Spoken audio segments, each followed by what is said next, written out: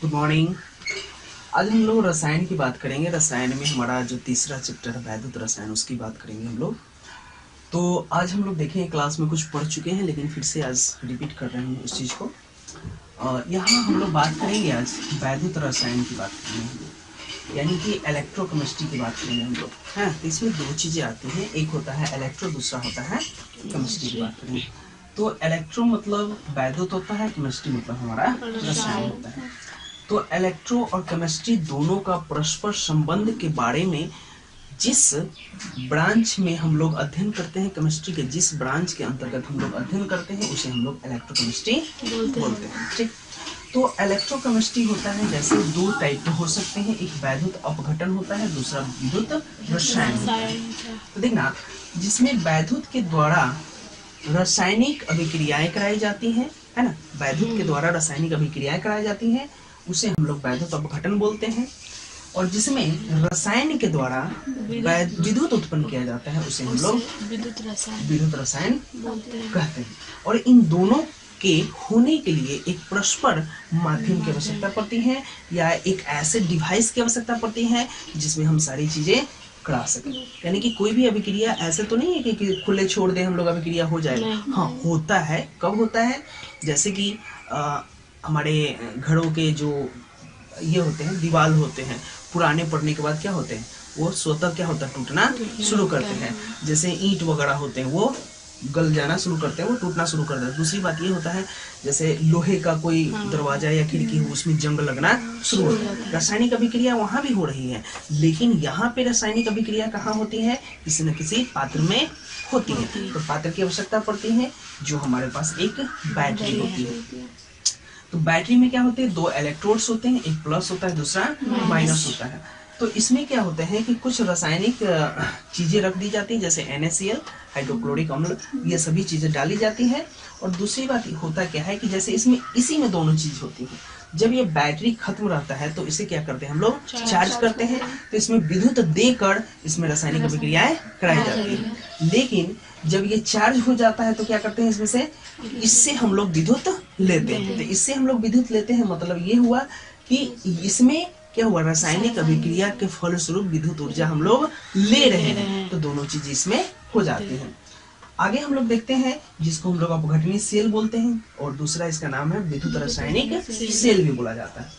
अब आगे देखते हैं, इसमें जब रासायनिक अभिक्रियाएं होती हैं तो कुछ आवश्यक चीजें होती हैं जो हमें वहाँ पे अगर जो उपलब्ध नहीं होता है तो ये सारी चीजें नहीं हो पाती है। तो उसी में हम लोग को दो टाइप की चीज होते हैं, जैसे एक होता है वैद्युत अनअपघट्य होता है, दूसरा वैद्युत अपघट्य होता है। ये नॉन इलेक्ट्रोलाइट्स होता है और ये इलेक्ट्रोलाइट्स होता है। तो इसमें देखना कि कोई भी पदार्थ जो तरल अवस्था में है, कोई भी पदार्थ जो तरल अवस्था में है लेकिन क्या है, वो नॉन कंडक्टर है, यानी कि विद्युत का सुचालक नहीं है, विद्युत का कुचालक है, उसे हम लोग वैद्युत अनअपघट्य बोलते हैं। लेकिन कोई भी तरल अवस्था या जलीय अवस्था में वो वैद्युत का सुचालक है, जिसे हम लोग इलेक्ट्रोलाइट्स बोलते हैं। क्लियर है यहाँ तक?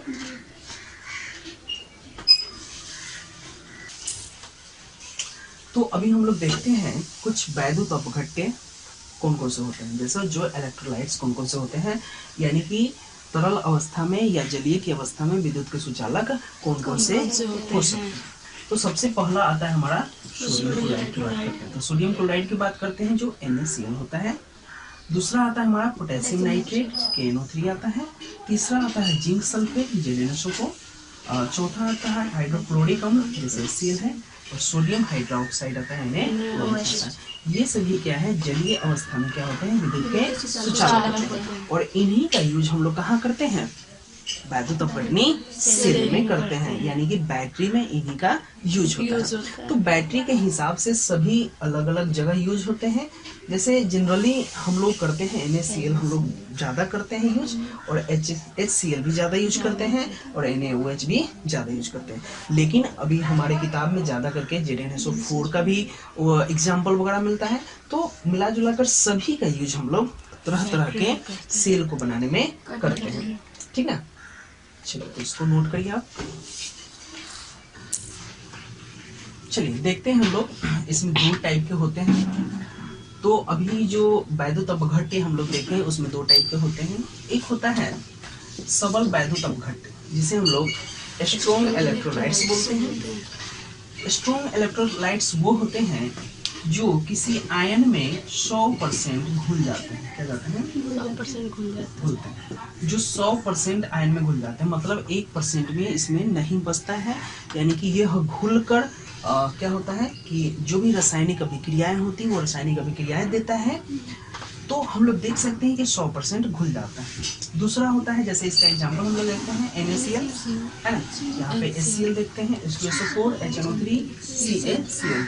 तो इन्हीं सभी चीजों का यूज हम लोग क्या करते हैं, अधिकतर सेल में किया जाता है, जिससे क्या होता है हमारा बैटरी पावर जो है उत्तम क्वालिटी का मिलता है और बैटरी जो होता है अच्छी क्वालिटी का मिलता है, ताकि वो इसका लाइफ टाइम भी काफ़ी अच्छा होता है। रासायनिक अभिक्रियाएं भी अच्छी होती हैं और यहाँ तक जहाँ तक हम लोग वैद्युत की बात करते हैं वो भी हमें प्रॉपर मिलता रहता है।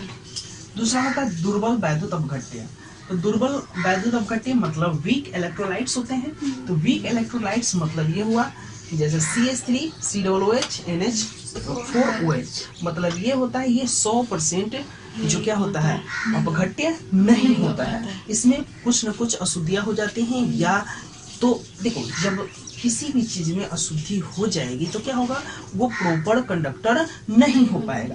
या तो प्रॉपर कंडक्टर नहीं हो पाएगा, या वो प्रॉपर धन आयन और ऋण आयन का त्याग नहीं करेगा। या जैसे इलेक्ट्रोड होते हैं, जैसे धन आयन ऋण आयन बोलते हैं, जो दोनों इलेक्ट्रोड होते हैं उस पे धन आवेश मतलब जमा हो जाता है, दूसरे पे हम लोग देखते हैं ऋण आवेश डेवलप हो जाता है, जिसके वजह से क्या होता है हमें बैटरी से विद्युत मिलता है। या वैद्युत देते हैं तो रासायनिक अभिक्रियाएं होती हैं, वो दोनों इसमें ज्यादा संभव नहीं हो पाता है। इसीलिए ये क्या होते हैं, वीक इलेक्ट्रोलाइट्स होते हैं। यानी कि ऐसे समझो कि ये पूर्ण रूप से टूट नहीं पाते हैं किसी भी चीज में। तो जैसे CH3OH और ये हमारा NH4OH, ये सभी चीजें आप नोट कर लीजिए। तो आज की क्लास में हम लोग इतना देखें कि वैद्युत रसायन के अंतर्गत ये सब देखें, सबल वैद्युत अपघट्य और दुर्बल वैद्युत अपघट्य देखें।